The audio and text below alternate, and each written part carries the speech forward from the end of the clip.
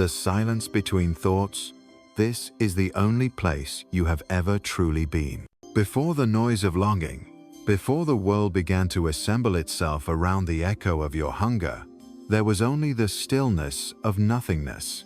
Then desire awoke, like a shudder in the void, and the spell of existence began. You are not the master of your longing. The will that moves your chest to rise and fall, the will that summons you into pain and into memory, belongs to no one. It is a blind force, older than language, older than the idea of hope. To be born is to be delivered into a world not of your choosing, with a thirst that cannot be named, only suffered. You come into the world as a wound already aching for balm.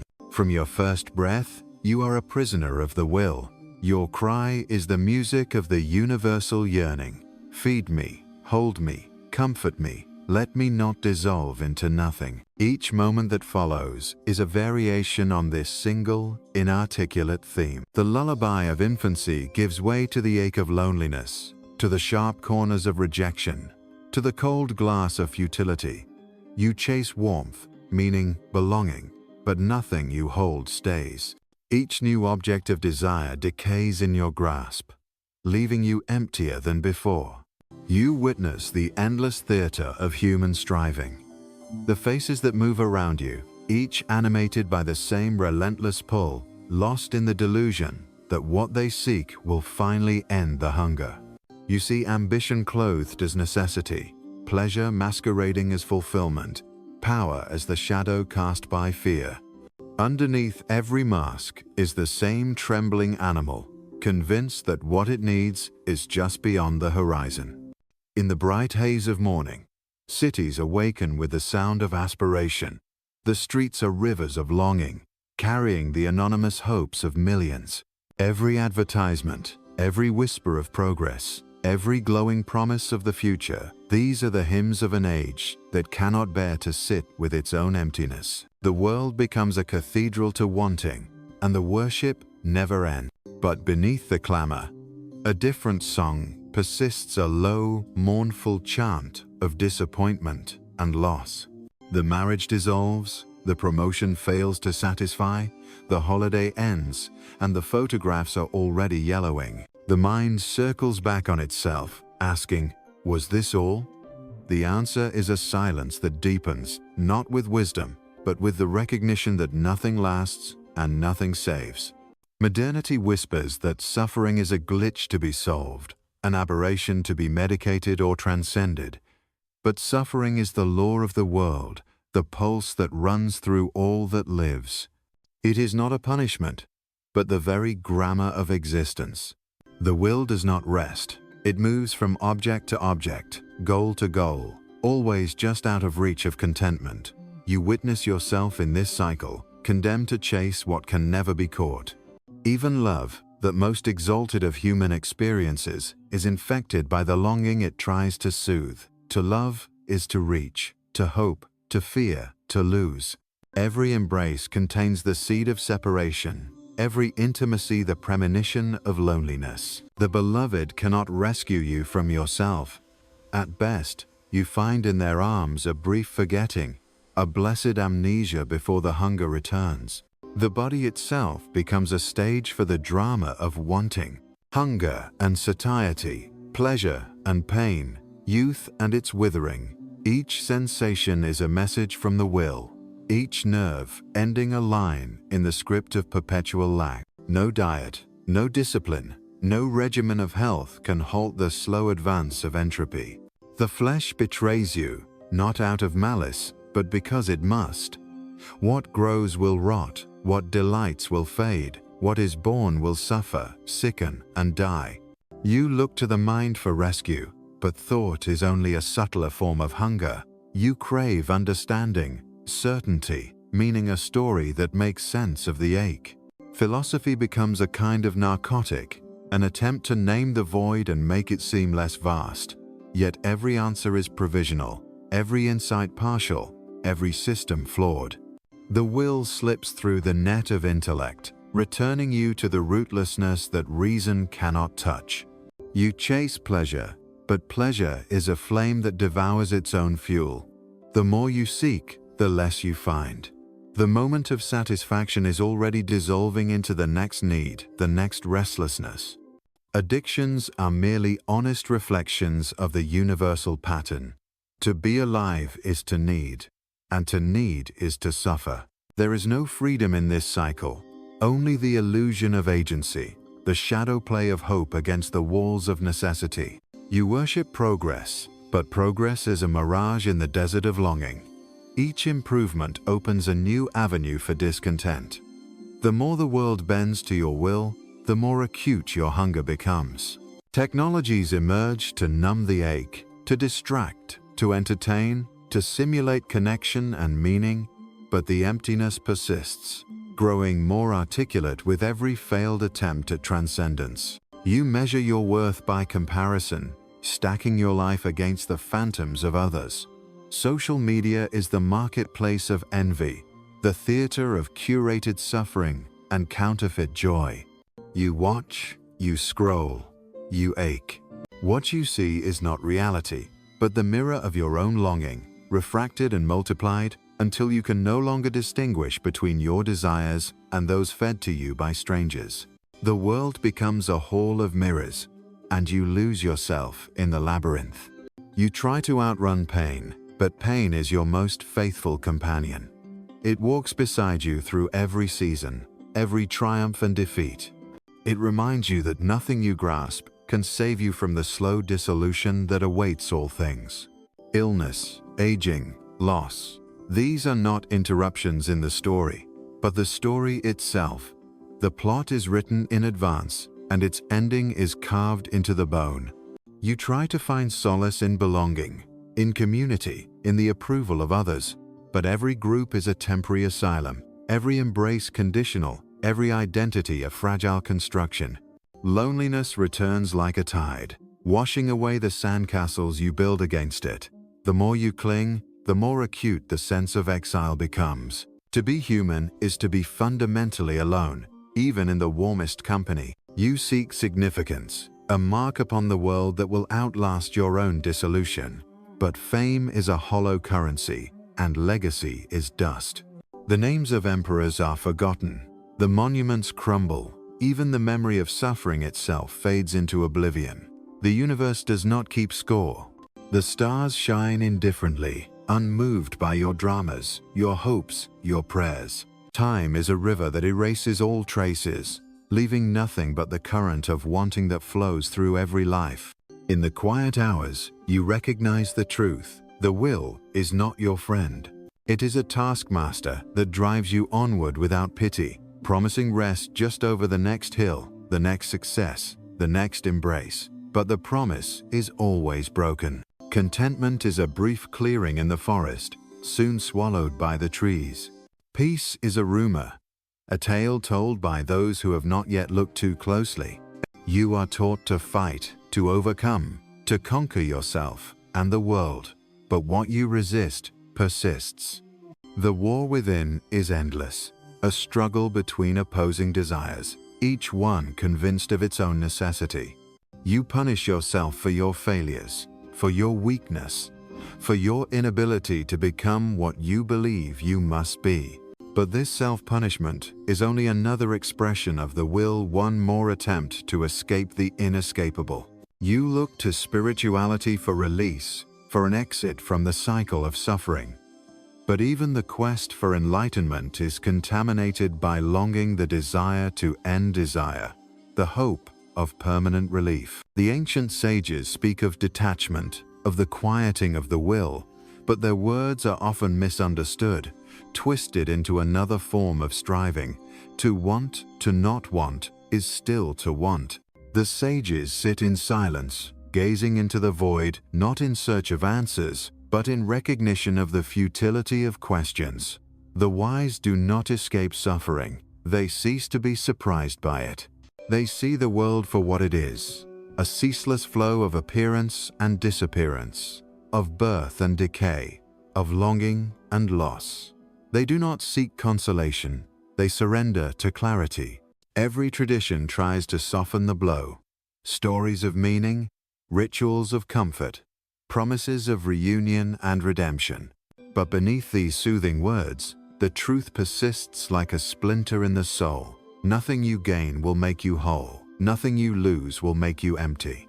The will remains, hungry as ever, immune to the charms of consolation.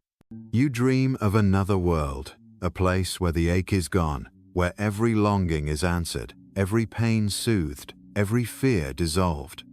But even this dream is born of lack, a last rebellion against the world as it is. There is no elsewhere, no final destination where the storm breaks and the sun shines without interruption. This is it, the endless repetition of wanting and losing, of building and breaking, of searching and failing to find. Suffering is not an error to be corrected, but the fabric of consciousness itself. To awaken is to see without anesthesia, to gaze without flinching into the heart of lack. Every joy contains its shadow, every achievement its disappointment. The will to live is the will to suffer, and the refusal of suffering is the refusal of life itself. You move through the seasons of existence, from the hopeful delusions of youth to the sober reckonings of age. The illusions grow subtler, but they never vanish. You trade old dreams for new, discard old fears for more refined anxieties. The world offers itself as a banquet, but each dish tastes of ash. The feast never satisfies, and the hunger grows more articulate with every course. To know oneself is to recognize the futility of escape.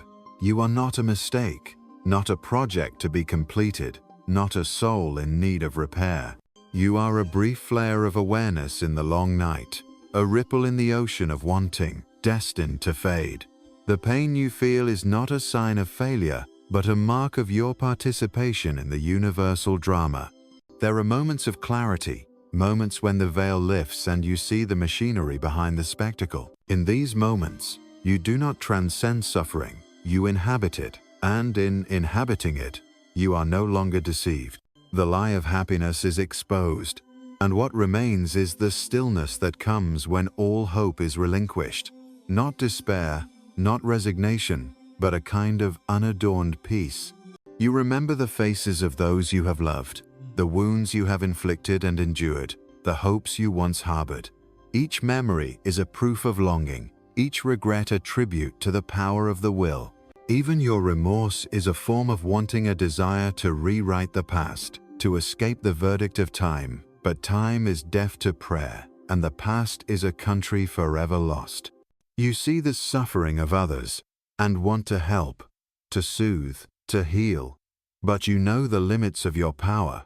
Compassion is not the abolition of pain, but the sharing of it. To suffer together is the closest you come to communion. To witness another's longing is to see yourself reflected in their eyes.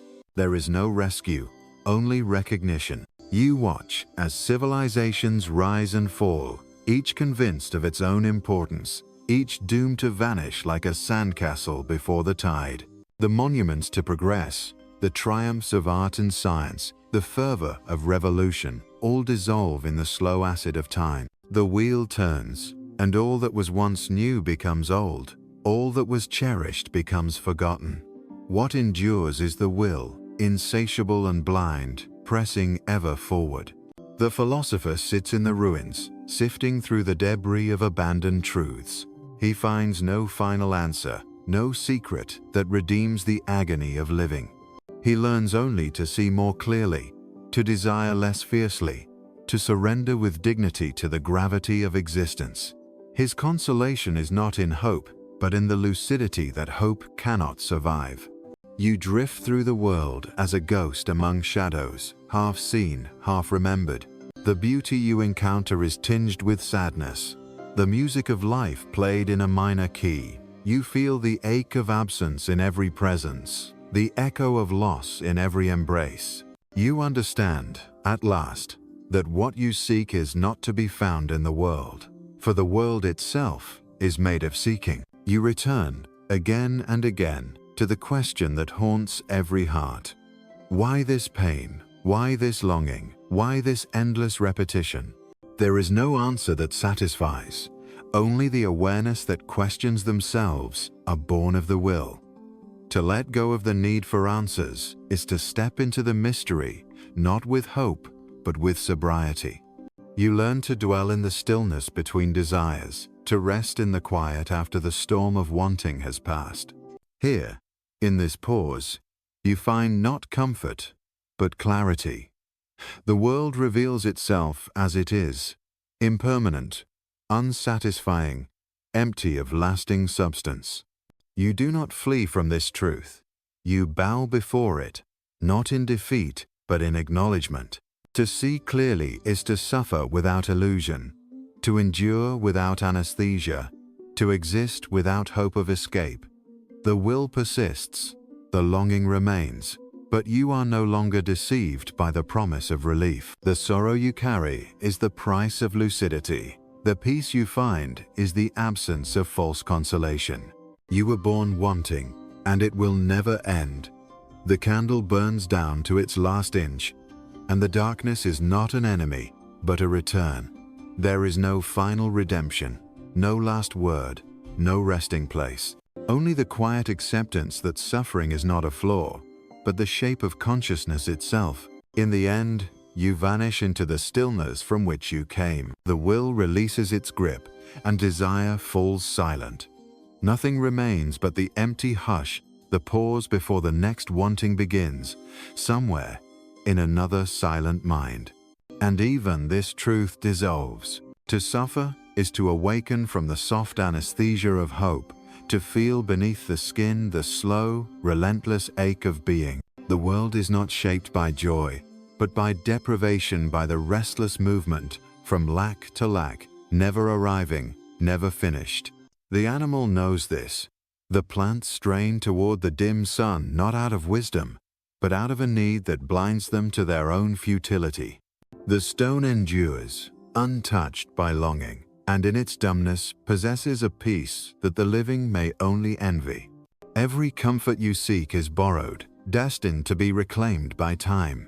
The warmth of a touch cools into memory. The sweetness of accomplishment turns to ash as soon as it is tasted. You cradle these moments, hoping to arrest their decay, but they slip through your fingers, returning you to the silence from which they briefly arose. The heart learns, slowly, the lesson of impermanence. It grows cautious, then weary, then numb, not out of strength, but from the repeated lesson that nothing endures except the will to begin again.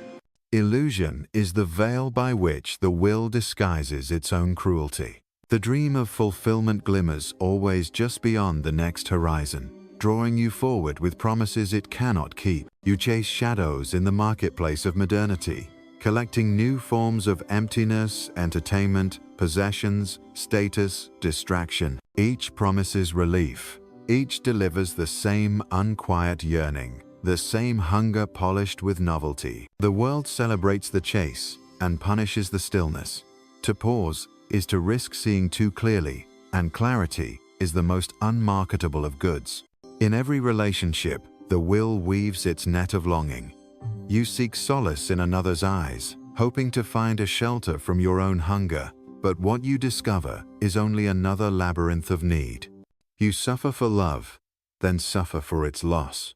Intimacy reveals not unity, but the stubborn solitude at the core of each being.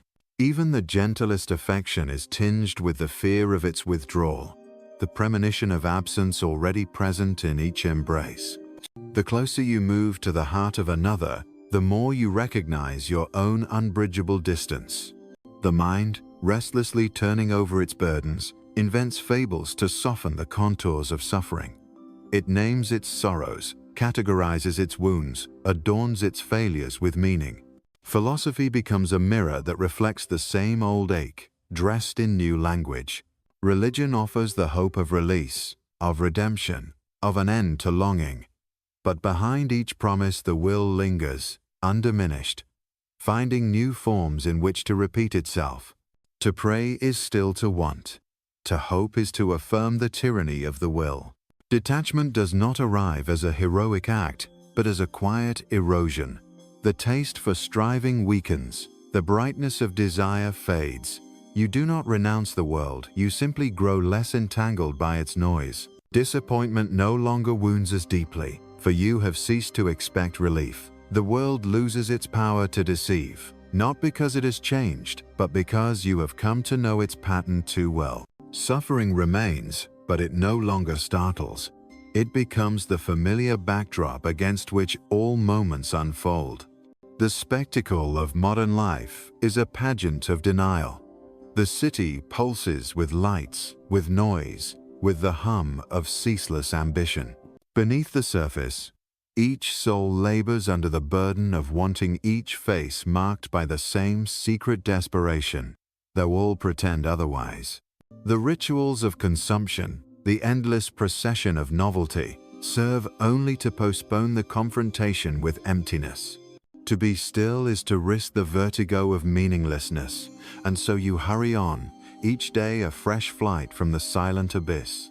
Nature observes this drama with indifference. The forest does not mourn its fallen leaves. The river does not grieve the stones it wears away. There is no consolation in the natural order, only the relentless repetition of growth and decay, hunger and dissolution. Yet, in this impersonal cycle, there is a strange solace, the freedom from narrative, from the burden of purpose. The world does not ask to be understood. It merely persists, and in its persistence, reveals the ultimate futility of striving for more than this bare, unadorned fact of being. In the stillness between thoughts, the old longing stirs. You remember the moments of happiness, each tinged with the shadow of its own passing. Even in laughter there is a note of sorrow, a knowledge that nothing remains untouched by loss. Joy is a pause in the rhythm of suffering, not its cancellation.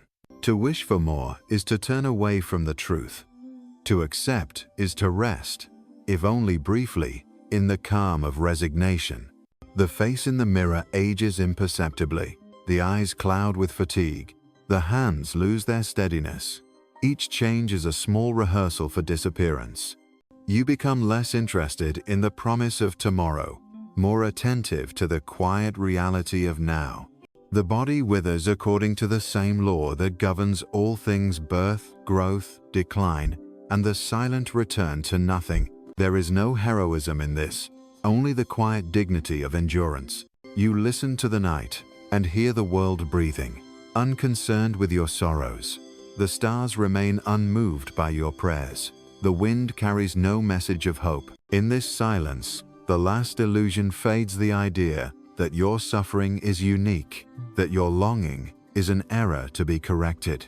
You see yourself as one ripple in the ocean of wanting, destined to rise and vanish without a trace. The hope for escape, for transcendence, wanes as you become intimate with the contours of loss. What remains is not bitterness, but a kind of gentle lucidity. You do not seek to conquer suffering, nor do you bow before it. You allow it to move through you, like weather passing over a barren field, neither resisted nor welcomed, simply endured. With each breath, you surrender another layer of illusion. You do not expect rescue, and so you are not betrayed. You do not demand meaning, and so you are not disappointed. The world is what it is: empty, impermanent, unsatisfying, yet suffused with a quiet, indifferent beauty that needs nothing from you. The journey does not conclude in revelation, but in the gradual exhaustion of hope. You grow tired, not with life, but with wanting more from it than it can give. In this tiredness, a space opens, silent and clear, in which the will grows quiet. For a moment, perhaps, you glimpse what remains, when the chase ends not a prize, not a truth, but the stillness that was always there, waiting behind the veil of longing. A day breaks, indifferent to your yearning. The light that slips through the window is neither blessing nor curse, only the silent witness to your waking ache. You rise, not out of purpose, but habit, drawn into the machinery of existence by a necessity that never asks your permission. Every gesture, every task, every quiet moment of preparation is laced with the memory of yesterday's desires and the foreboding of tomorrow's need. The world expects performance. You comply, not out of hope, but because not to comply is to face a still deeper emptiness. There are moments, fleeting as the passing of shadows, when the illusion seems almost kind. You laugh among others, you nod in unison, you take comfort in the shallow rhythms of daily life.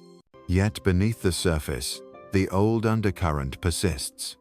A smile is never free of the question, is this all? A gathering never silences the soft dread of isolation, the knowledge that company does not mend the original wound, only distracts from it. The theater of community is a dance of mutual avoidance, a choreography of distraction from the private ache that unites all, and is spoken of by none. Ambition reappears, sometimes with renewed vigor, sometimes with the weary determination of one who knows the futility of the race but cannot stop running. You set your sights on distant goals, invest in new projects, imagine the day when the strain will ease. But each milestone reached reveals only another horizon, equally empty, equally haunted by the ghost of fulfillment. You have learned, or nearly learned, that the satisfaction you crave is always delayed, always diluted, never complete. The promise of rest is the first lie and the most persistent. Inwardly, you return again and again to the same barren field. You inventory your disappointments, your betrayals, your fading joys, as if some new meaning might emerge from the repetition. But meaning is a trick of memory, a comfort invented by minds desperate for narrative.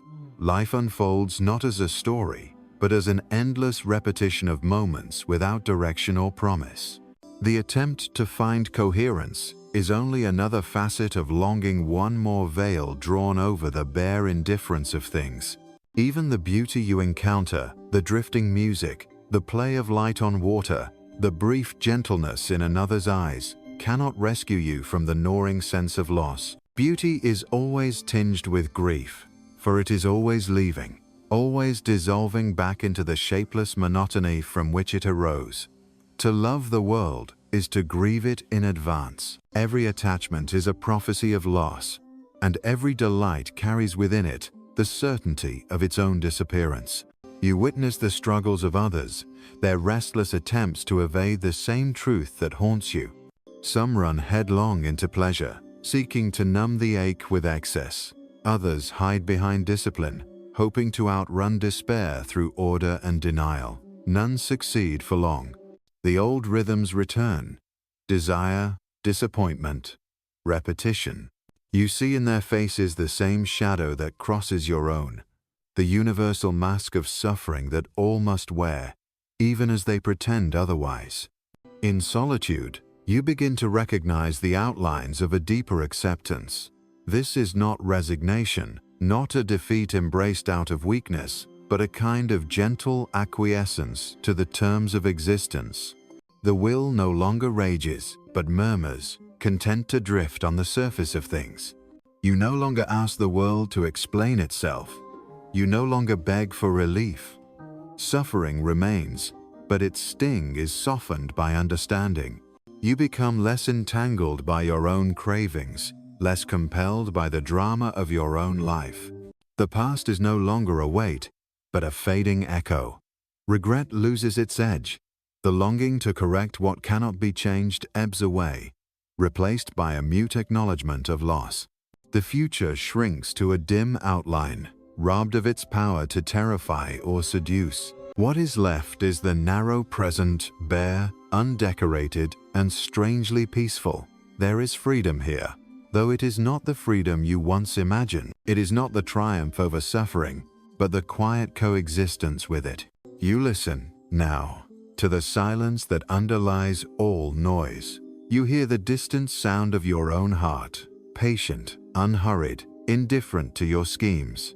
The body, once a source of vanity and hope, becomes a simple companion, fragile, vulnerable, destined to break. You tend to it with care, but without illusion.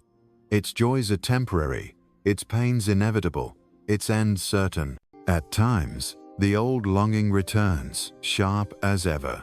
You feel the old hunger, the old ache for connection, meaning, and escape. but you no longer believe in the mirages the mind projects. You allow the longing to exist, but do not chase it. It passes through you like weather, leaving you untouched, unchanged. You rest not in pleasure, but in the quiet that comes from seeing without hope. Suffering, you realize, is not a flaw to be fixed, nor a puzzle to be solved. It is the ground on which consciousness stands, the cost of being awake in a world that gives nothing and takes everything. In the honest gaze at suffering, there is a strange kind of dignity, the dignity of one who knows the rules of the game and no longer needs to win. You observe the rituals of detachment, not as a technique, but as the slow result of vision. You do not push away the world, nor do you cling to it. You watch the endless flow of forms, the birth and death of every pleasure, every pain, every thought. You see through the drama, and in seeing, are freed from its tyranny, not by escaping it, but by no longer being compelled to believe in its promises. The quiet grows. The soul, stripped of its illusions, finds itself alone in the bare room of consciousness. There are no trophies here, no celebrations, no arrival. Only the silent awareness that to exist is to suffer, and to suffer is to know what is real. The consolation is not in overcoming, but in surrendering to the simple, unavoidable clarity that this is all there is. And as the evening gathers, you let the day fade without regret. The world recedes into darkness, and with it, the last traces of wanting. You do not ask for more. You do not fear what comes. In the absence of hope, a peace descends, a peace not granted by the world, but revealed in the stillness that follows the end of desire. Night deepens and the world recedes, each shape dissolving into formlessness. The window holds only darkness now, indifferent and infinite, a reflection of the self that has ceased to search for refuge. What remains is a quiet, beyond understanding, a hush that does not soothe, but renders all questions hollow, all ambitions silent. In this emptiness, there is no menace, no promise, only the gentle erasure of everything that once clamored for attention. The ache of wanting becomes a distant echo, a sound remembered more than felt. The mind, exhausted by striving, finally surrenders its feverish images. Regret no longer bites, and memory loses its urgency. The heart, having grieved itself empty, becomes as light as ash. There is nothing to defend, nothing left to salvage or improve. The dignity of this surrender is not found in victory, but in the freedom from further yearning. There is a peculiar beauty in seeing how little the world requires of you, how little your presence bends the shape of things, how quickly your absence will be absorbed by the silence that preceded you. The will, so long mistaken for purpose, is revealed as the blind pulse of existence necessary, unstoppable but unworthy of worship. You see yourself not as a story, not as a name, but as a trembling reflection in the endless stream, flickering once and gone. Here, the suffering that was once unbearable is neither friend nor foe. It is simply the weather of consciousness, moving over a landscape emptied of expectation. Every wound, every loss, every silent disappointment becomes weightless in this wide, impersonal night. You see the futility of resistance, the vanity of hope, the comedy of all striving, and, in this knowledge, a peace deeper than comfort. To let go is not a choice, but a slow unraveling. Each attachment loosens by degrees, each illusion fades at its own pace. The world remains unredeemed, but you are no longer its captive. The fear of nothingness, once so terrible, yields to the gentle assurance that nothingness is not the enemy, but the source from which all suffering flows, and to which it inevitably returns. Rest is not given as reward, but as the final loosening of the knot that bound you to longing. No triumph waits at the end of the road, only the final silence, patient and unjudging. All that you have carried, all that you have loved or lost, falls away. What remains is the bare awareness that once, for a moment, you were a conduit for the will's endless craving. And now that craving grows quiet, the world continues, untouched, indifferent, complete in its incompleteness. The candle of consciousness burns lower, its flame no longer raging against the night, but flickering with the calm indifference of one who has nothing left to desire. In this dimming light, the last boundary falls away. There is no self left to save, no suffering left to transcend, only the gentle dissolution into the stillness that waits beneath all things. You were born wanting, and it has never ended. Now the wanting itself dissolves, and you vanish into the silent dark, a ripple subsiding in the ocean of being neither mourned nor remembered, only released. The hush remains.